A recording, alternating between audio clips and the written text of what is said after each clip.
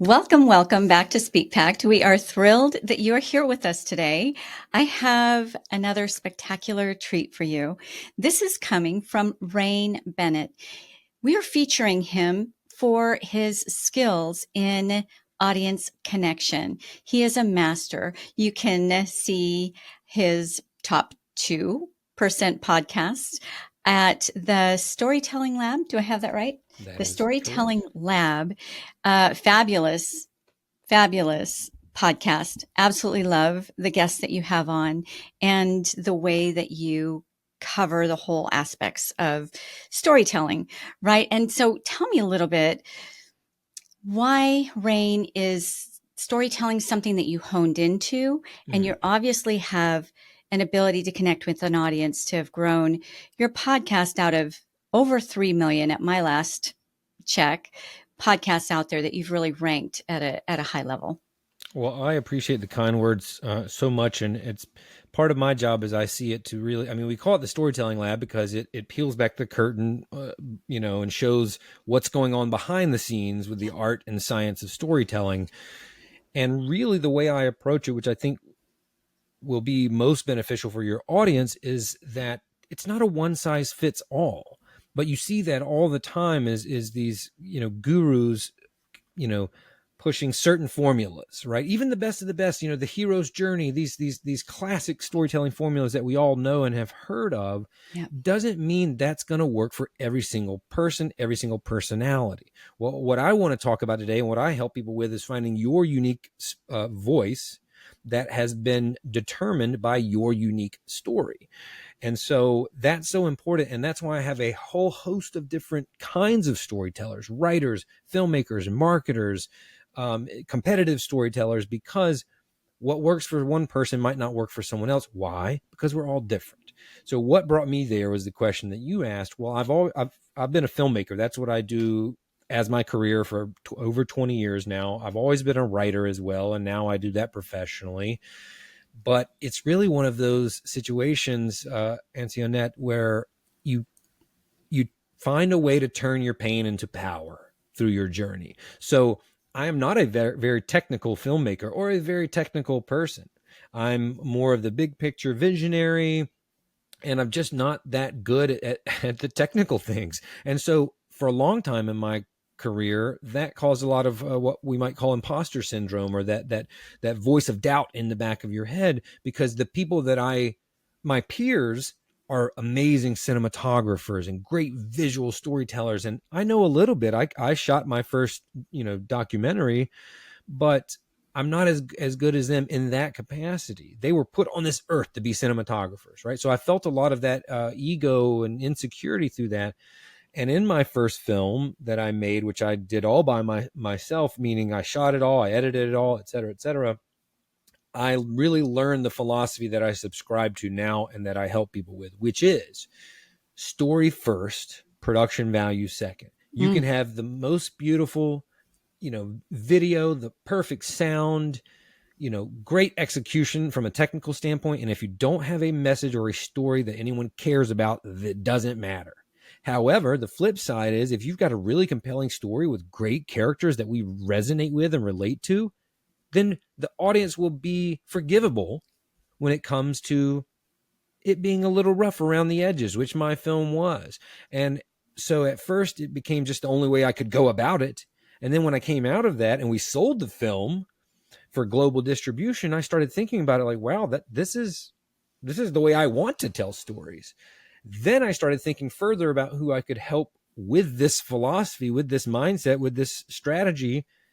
And at that time, it was 2016 or 17. So everybody had become content creators at that point, or you had to keep up. So all the small businesses, all the nonprofits, all the solopreneurs, well, guess what?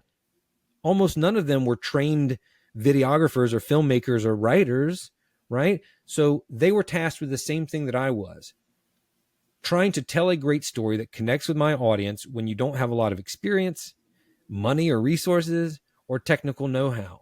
So that's how I help people, is understanding how to leverage the power, and it is full of power, the power of the story. And then as you go on and get better, you add tools to the toolbox. And that's where we're at today. Add tool and not the other way around, right? So often we're No, so caught up in getting all the tools right, buying this absolutely. and that. Connection is king. Listen, 100%, we always prioritize the tools, and we go out and get all the fancy gadgets and we don't know how to use them. A good carpenter can take whatever you give them, a handsaw and a hammer, and they can build something out of it, right? So you learn the skill first, and then you get tools that help you do it more effectively and more efficiently. But if you have no idea what you're doing and you go out and get the best power tools, the best construction tools on the planet, it doesn't mean you're going to be able to build a perfect house at all, right? Or anything that resembles that. You have to understand it conceptually first. Had I only heard you, Rain, 10 years ago, Right. the money that would be in the bank, right? And just the time, the forwardness that I would already have, because so much angst and energy and yes, money went into buying this or that in the end I really didn't need, or it didn't really fit. What I really needed was clarity and connection. And I think with that, right, like you going back to your carpenter, a carpenter who clearly knows how to build the thing that he wants to build. He doesn't need all the fancy tools, No. just needs the basics. And you know what else this just made me think of? It's like the carpenter chooses the tools that he or she needs for the job. And often we go get the tool that we see someone else have because we think that's what we're supposed to have. And we don't go through the process of like, yeah, but in my world, what's the camera that is right for this job?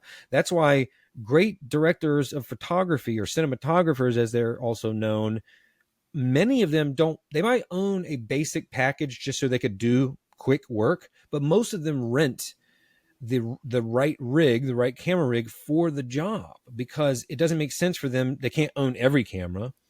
And they'll, like I said, they'll usually have a basic package, but often they'll use whatever camera makes sense. So that's part of the process, which we all often overlooked and neglect, is like, you haven't even gone through and figured out if this makes sense for you. So it may be right for you to get that tool and spend that money, but it may not. And you'll never know unless you ask yourselves the question, well, what does this tool do that this one doesn't? And what does this project require in a tool? Like, this is all part of it that makes it so much easier, but we want the quick fix.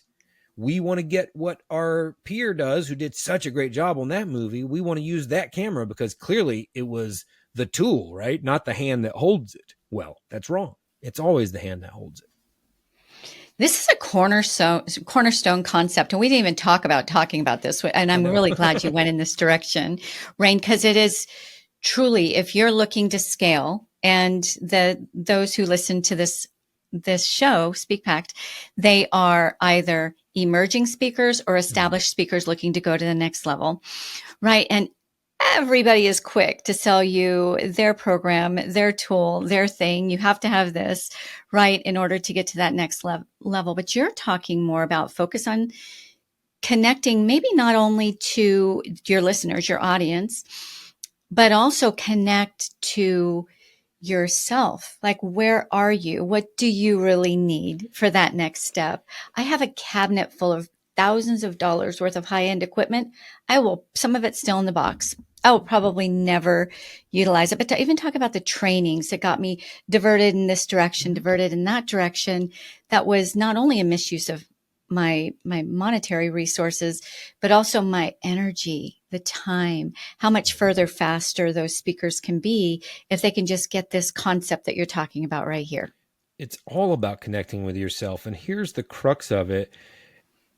There is nothing, in my opinion, that any person uniquely owns in this world, or can uniquely own, other than their story. But everybody possesses that uniquely. No one else can have your story. You can do the same exact thing. You can come from the same exact place, right? Everything else can be the same on paper, but your lived experiences are not the same as anyone else's in the world. It just is not possible. And within that, if you dig into that, you will find your path and the way you came about it and the way you view the world and your work in the world, unlike anybody else. But we don't do that. We look at what this person is doing and we try to copycat and emulate. And I'm not saying don't steal. Success does leave clues. But we are leaving so much on the table when we don't leverage the one sole thing that we have that nobody on this planet can be better than us at. And I know that's kind of cliche, like nobody can be you better than you, but it's so true. But I specifically help people get there through peeling back the layers of the metaphorical onion on their story to realize, like, what happened along the line that made you go into filmmaking, Rain? Like, what and why that philosophy? Because when I talk about I'm not a technical person, that applies to every aspect of my life, right? I'm looking out at my yard right now. I love mowing the yard. I hate doing the trimming. I hate doing the small little details. In filmmaking, I hate editing. It's meticulous. It's not me. It's not who I am. So I will never be great at that, right? And if I try to be someone who is, that's why I always fail. So connecting with yourself, it is absolutely the first step that you need to take. And often we don't. And there's we take the courses, we buy the tools, all these things you were just talking about. And so much can be learned by just spending time with ourselves and taking action. Like, I work and talk with a lot of screenwriters, and you've got two camps. You've got the screenwriting teachers, the gurus, who tell you need to follow this formula, you need to buy my book, you need to sign up for my course. And then you have this actual working screenwriters who all say the same thing, which is you just have to write. You just have to sit down and write, and you get better. But more importantly, you find your voice, because if we all write with the ABC formula of screenwriting, then every movie is going to sound the same. But that's not how it happens. Yes. There is learning and doing, and we get better by both of them. But you can sit there and learn all day long and never get better. And you don't have to study at all to just start taking action. We're talking to speakers, right? You have to get out there and find your voice. What should you be talking about? What do you view differently in your space than anyone else?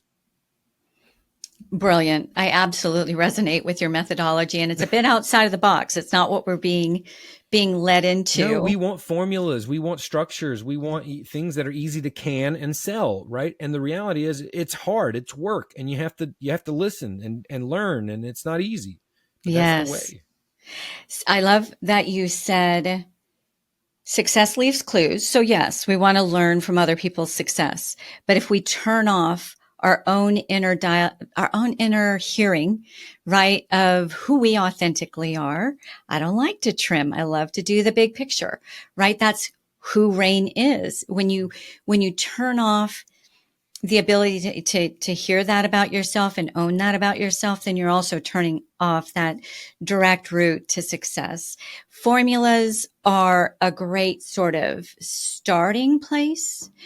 But when we hang our hats on that, I think that's where we really get in trouble. I once, don't tell my husband, I once had my assistant tally up like how much I've paid for all the mentors in the last 5 years. I could have bought a house. I'm just saying, I could have bought a house. It adds up. But it wasn't until, and I'm not, there was a lot of value that came out of pieces of that. But it honestly, when I was sitting alone in my quiet time in the morning, when I finally realized something, really showed me, Antoniette, you are dancing to this person's dance and you're dancing to this person's dance. You've lost sight of your best path forward. I put it all aside, which meant I forfeited actually some significant dollars in doing that, because some of these mentors had a finite number of time for their $25,000 or whatever they were. But I put it all aside. And do you know, Rain, within that week, my business exploded. And it's only exploded since then, because I stopped dancing to every other person's dance, right? Their formula is perfect for them, but not necessarily for me. And I started allowing myself to hear, who am I? What is my ecosystem? What are my non-negotiables? Who do I really reach? Who resonates with me and my story and my journey? You're absolutely right. Somebody could have all of my IP. They can have my exact story, but they're never going to connect the way that I connect. And that's true for each speaker that's listening to this show. Nobody can ever step into their shoes. Somebody could steal all of their everything, right? But they can never connect the way that they connect. And I so love that you brought this to the table. Well, thank you. Thank you. Yeah. So tell me a little bit about you're a little humble. You're not just a filmmaker. You are an award-winning filmmaker. So are you still creating films? Are you fully immersed in what you're doing now with your podcast and consulting and that kind of thing? And tell me a little bit about Capture Fully. Who is that for? Sure. Yes, I'm still making films personally and professionally. So my background is in documentary filmmaking. I have a current feature film that I'm working on now, lots of shorter documentaries for clients, but I am in the middle of transitioning to writing my first narrative film. So I just finished my first screenplay. I just started my second one this week. That's something that's stories that have been in my head and in my heart for many years that I am ready to get out. The podcast has been doing great over the past year or so. I've had it since the 2019 or so about 4 or 5 years now. And I'm really spending a lot of time there, as well as the startup that I co-founded, which you mentioned, Capture Fully. That's the first time I've been a part of a real team. I've been a solopreneur. I mean, I have teams for projects, but building a product with a team, this is the first time. I've been a solopreneur for my whole career, so for 20 years. And this is a company a platform that enables people to capture and share their family stories. Now, I told you that I've been a documentary filmmaker for, since 2004, 2005. And I've done over 1,000 interviews in those 20 years, and working almost exclusively in documentary form. I've wholeheartedly realized the power of true stories of real people. And that power lies within its ability to impact the viewer or the listener or the audience. Okay. Because many of us think, oh, well, my story's not powerful. I don't have anything to. Yeah, you do. It just depends on who would resonate with it. And you used that word just a moment ago, like finding your audience. It's the same thing. So your family, your descendants, your children, your grandchildren are 100% a group of people that typically would feel the power of your story because it is directly tied to their story, to their identity, right? So we don't realize that who we have become is often so influenced by who we come from.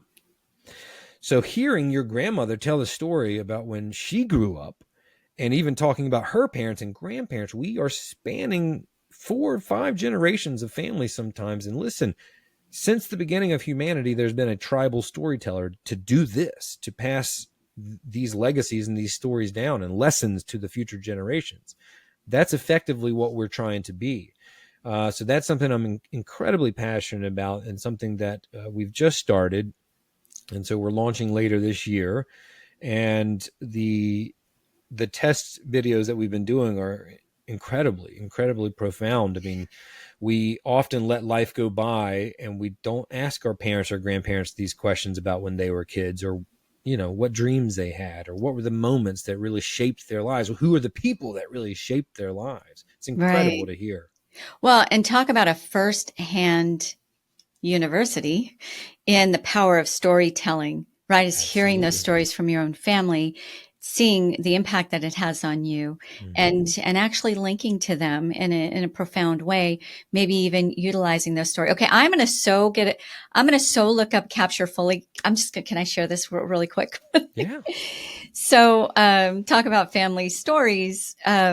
I've wanted to write a screenplay for a long time. I have no time. I have absolutely no idea how to even go about doing this. But it's going on probably a little over 10 years ago now. I moved my mom from Southern California to Texas because cognitively she was declining. And so it's this beautiful tapestry of this amazing Italian feisty woman, right, who is kind of, losing her ability to reason, and the journey from California to Texas. I'm thinking big fat Greek wedding feel, because it was just the first one. It was just an hilarious journey from her getting out of the truck. My poor son, he's the one that physically drove her, getting her jumping out of the car in the middle of a busy intersection to direct traffic. And my son in this big truck trying to get her back into the car, and losing the cat in the hotel, and all the things. But just that beautiful journey of this gorgeous, amazing icon in our family.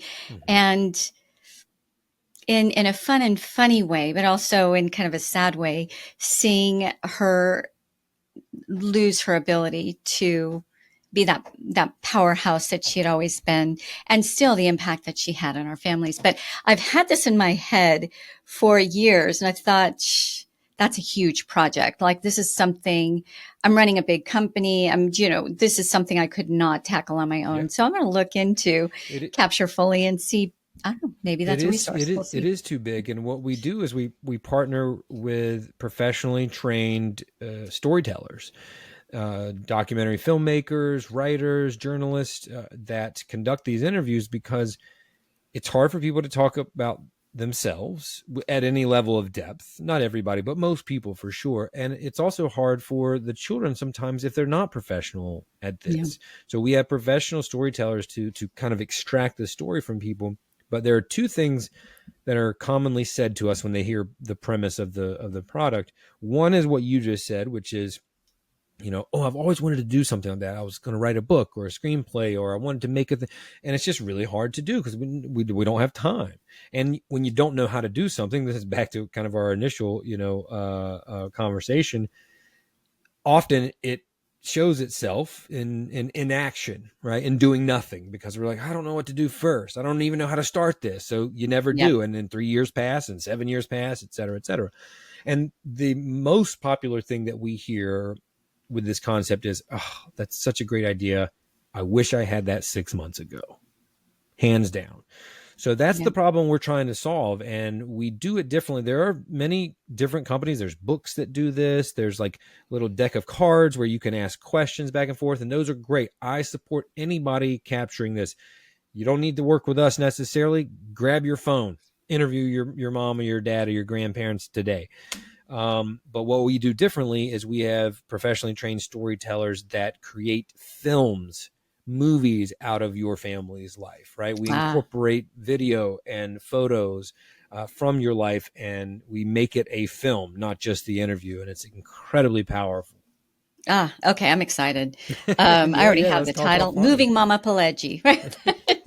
I've got it all. But you know what? That just goes back to, yes, this story would be significant to me and my family, but also the lessons throughout the story are universally significant. So why not take the things that have happened in our journey, whether they were tragic, beautiful, whatever they, a new milestone, whatever it might be, and convey that to those whom we could make a difference in their lives, and maybe endear them more to that next level journey that we have for them, whether we're a consultant or just have a book, whatever it might be. And so you talked earlier about kind of transcending upon the formula that most of us know if we're a speaker, or definitely if we're an author, the hero's journey, right? Can you speak a little bit more about how do you draw out those pieces that would help us connect with our audience? What is your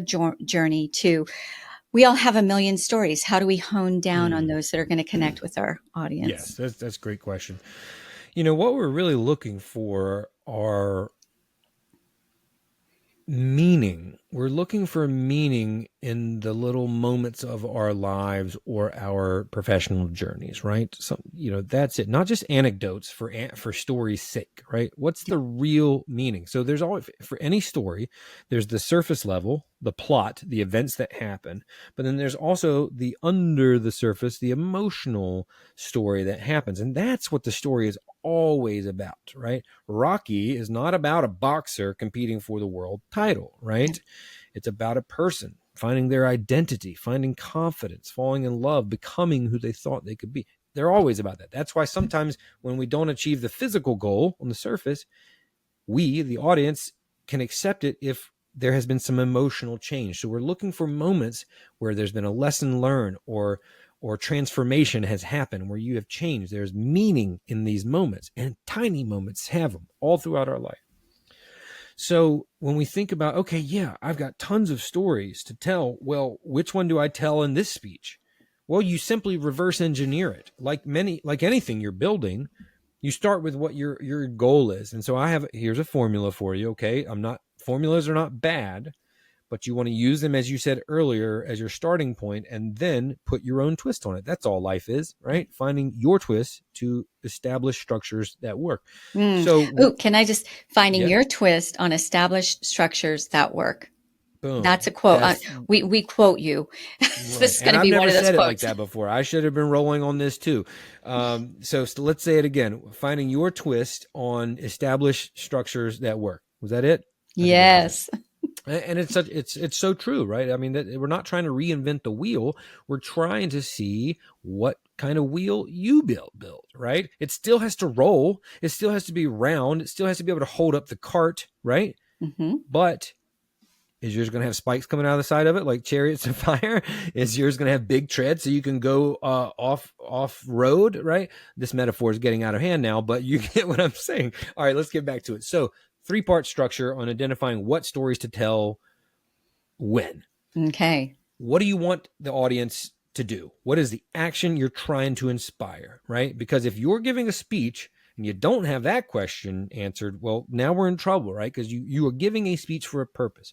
It could be something as simple as buying your book, signing up for your course, downloading your lead magnet, whatever, or more focused on the audience. You want them to leave that presentation and go start an index fund if you're speaking about finances or something. That you want them to do that, right? So you start with the action. What action do you want them to take? Now we know, and science backs this up, that people make decisions emotionally.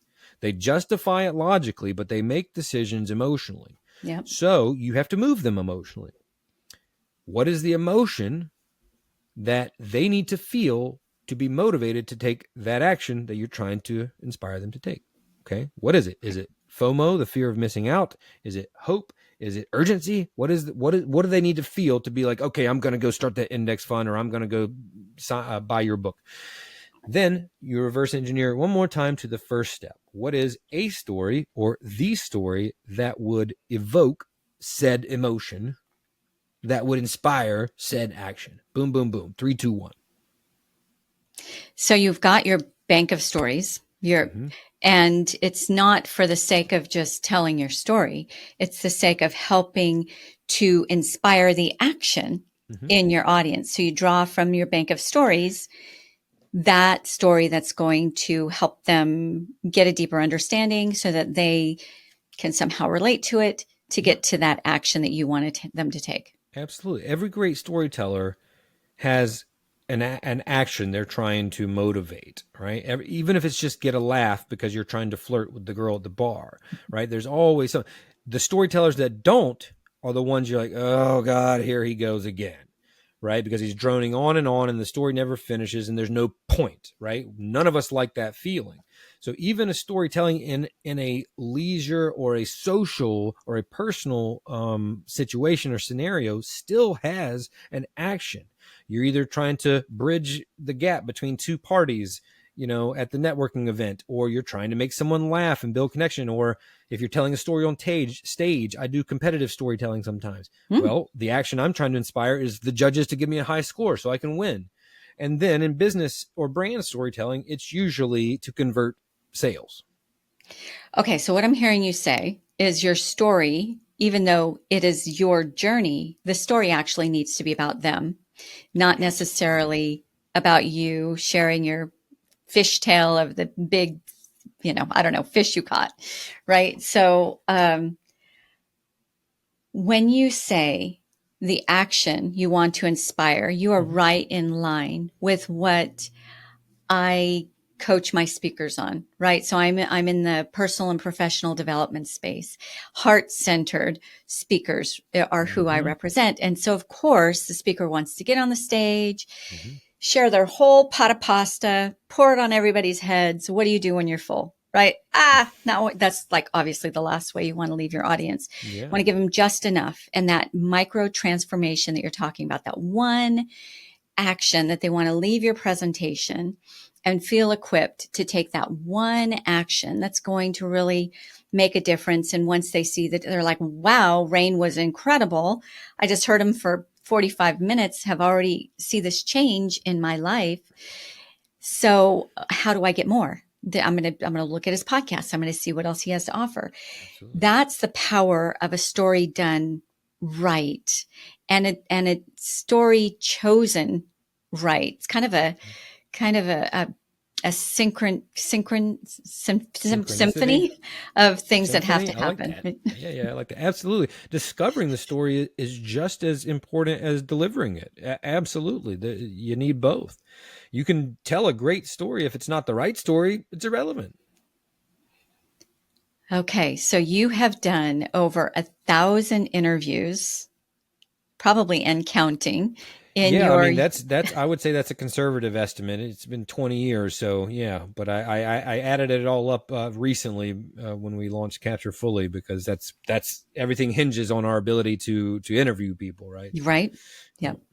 So obviously you have some teeth behind what connects, what doesn't connect, right? Every time we present or talk, we're collecting data. We're seeing what people are leaning into, what we enjoy actually sharing, and what really does seem to move the needle with regards to that action. So what are maybe your 3 key lessons in those 1,000+ interviews that you do differently now than you did when you first started out? That's a great question. There's a few things. I actually did a LinkedIn post about this recently. So if anyone wants to hear more, because I listed maybe 5 things. The first and foremost tip is to find the way to connect with that person. Each person is different. You have over talkers, you have under talkers, you have people that are a little silly, you have war veterans, right? I don't know who you might be interviewing or talking to, but this is the same for speakers with an audience of 500 people or 5 people. You have a persona in the audience. So understanding what opens them up, because we have to get this. We can't have this. Someone's arms crossed and they're, metaphorically or literally, and they're just not open. To get the goods out of somebody, everybody has a crust, right? An outer shell.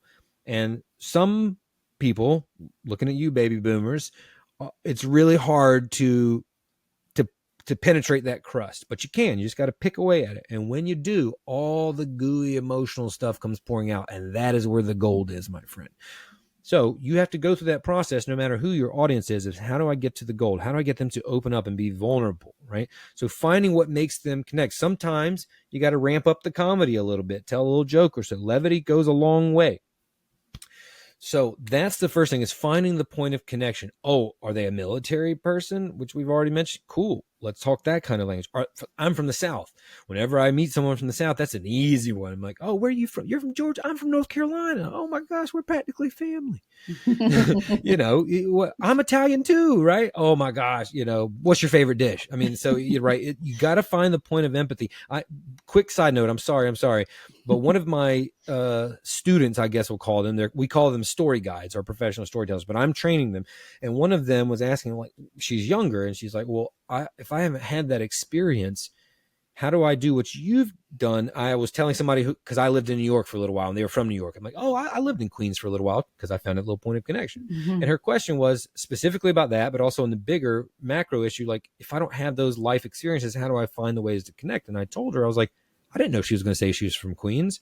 You just have to look for the opportunities of connection, right? That one just got dealt to me, but I've gotten really good at understanding, like, oh, that person's an athlete. I grew up an athlete. You got to find those points of connection that start to disarm them. Everybody comes in armed up, even at a speech at a conference. I want to get to lunch. Who is this guy? What does he have to say?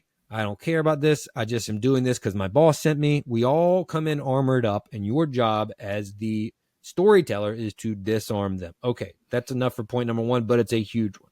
Yes. Okay. Two, I would say you have to be comfortable and flexible.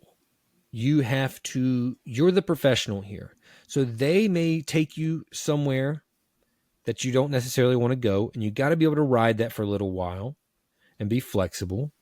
You also have to be in control of that as a moderator and bring them back if it kind of gets out of hand. You're not sure where things were going to go if you're on stage, it's live. And anytime it's live, you got to be able to roll the punches. So you have to be comfortable in your own skin and in the awkwardness. Here's a very specific example. Sometimes you ask somebody a question and they don't immediately respond. And a younger interviewer or storyteller or speaker would fill in that awkward silence really quickly because we want to save them. Mm-hmm. But when you get really good, you realize like, no, I asked my question. Now I'm going to sit here in this silence and I'm going to just watch them. And they'll think what's going on is their gears are turning. That's what you want. Yeah. And you just let that happen. This is an example of being comfortable, being cool in the pocket and being flexible, right? And you don't have to throw them a lifeline. Or if somebody says something in a speech that you're not prepared for, you've got to be able to adjust to that. And the final point I think I would say is, and we've already hit on this, is you are the guide and you're trying to bring them on a journey. Oftentimes with speakers, anybody that's up there writing a book about themselves or talking about themselves, we all have egos. We all like ourselves a little bit, maybe a little bit too much sometimes. Myself, I am in this group. We wouldn't be doing public facing work if we didn't, and that's a good thing. However, we are here to serve the people in the audience, the person in that chair. My job is to make them look better than they do, right? And if I'm a speaker on stage, my job is to make you better than you were before you walked in here. So it ain't about me. I am a vehicle. I am a vessel to deliver value to you. And you have to check your ego at the door and understand that you are only a servant. Now, you use the things that you love about your story and the things that inspire you, stories you love to tell and people love to hear as that vessel. So that's your job. And you're not doing it effectively unless you're impacting the person opposite of you. It's a dance and you're here. This is another one I'm just coming up with here. You ever watch Dancing with the Stars? They Yes. take regular people and they make them look amazing because the teacher, the professional dancer, is so good at their job. That's how that happens. It's not because they learn how to be a ballroom dancer in 2 weeks, right? It's because the teacher is that good. That's your job. Okay. I hope. Are we That recording was so this? Because good. I am dropping gems here. This was this was like so worth the high cost of the time, right? When somebody spends their precious unrenewable resource, their time with us, we want to deliver big, and you just did that. There it is, right in one beautiful golden bow. So one, action. So you're talking not just to talk. You're talking to evoke an action. What do you want to inspire in them? Number one. I'm recapping, so stop me if I get anything out of bounds. Two, be comfortable and flexible. And what I hear in that, be a little bit vulnerable, right? We never want to talk from our open wounds. Talk from your scars, not your open wounds. And in a way that, again, is serving the audience, not serving your ego, yourself. Mm-hmm. Three, you are the guide and you're taking somebody on a journey. Boy, we are so on point together with your methodology. One thing that I tell my people that I represent as a speaker agency is a talk is not a talk. It's not if done right, a talk is the first step in a journey. And that sounds like your methodology or mentality as well. Yeah, completely aligned with that. Absolutely. Another thing you said was that balance between getting their empathy, like getting them down, and then coming back up light. I think the heavier your topic, the more you got to really practice that humor piece. I don't think I'm naturally humorous, but I know in certain parts of my journey, my story that feels pretty heavy, that's where I've got to have those points where I bring them out back up a little bit. Can you talk a little bit to that? Absolutely. I think this is like there's a concept in filmmaking which I think is perfectly appropriate for the question you're asking. You have to be entertaining first, then educating, and then inspiring. Okay, entertain, educate, inspire. Yes, and the great stories do all three, right? So, but if you're not entertaining first, no one's going to listen. Now, Mm. entertaining does not mean, oh, I'm silly, I'm dancing, I'm acting ridiculous, right? Sometimes it could be, you can have that much fun with it, but that's not what I'm saying. But you have to be like any movie, even if it's about a hard topic, you have to make them want to, come back to it after they went off to pop the popcorn, or if it's a series after episode 1 or episode 2, so you have to be entertaining to do. Even Michael Moore said this, the documentary filmmaker that always made like controversial documentaries, was Yeah. like, they're still going home with their spouse, their significant other that night, and they want to spend time together, right? Like, you can't have them so hopeless and frustrated and angry that they can't go have a nice night together. And despair does not inspire us, right? Hope Mm. does. Ooh. So you have Okay, to, another quote.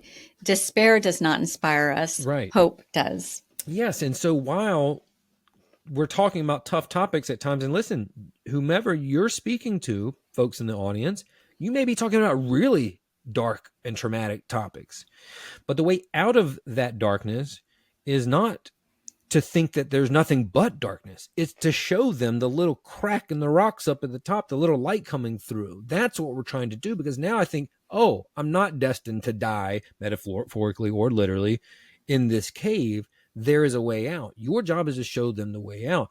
And so you have to leave them feeling motivated and inspired, and you do that with hope. You do that with the right entertainment and energy, right? It's not just, they don't have to be quote unquote happy, right? But you have to leave them hopeful. It has to have positivity in it. You have to be entertaining, or else they'll tune them out, because nobody wants to be held down and tortured for an hour and a half or a 30-minute speech or whatever. It doesn't feel good, and it doesn't make us want to go out there and tackle the world. The world is tough. The world is brutal. The only thing that keeps it together is hope. These are key connection and inspiration principles, right? I Nobody's think going to so. take action unless they connect with the reason and they're inspired Absolutely. to do that. Absolutely. Yeah. They're not going to do anything because you've left them hopeless and in despair. Yeah. And what's the point of They me just working? want ice cream and a nap by the time Right. you're You just want to give up. So yeah, you got it. Okay.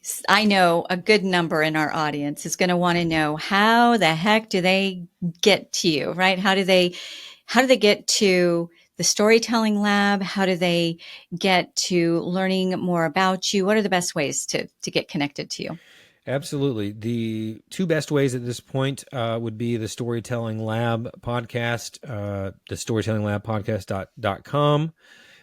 We have had incredible guests. It's one of my life's work that I'm most proud of and grateful for. I've had very, very, very amazing guests on, all different kinds of guests. And this brings us back to the point that I think serves your audience very well. It's not just filmmakers, my background. It's not just writers or authors. It's not just Fortune 500 marketers.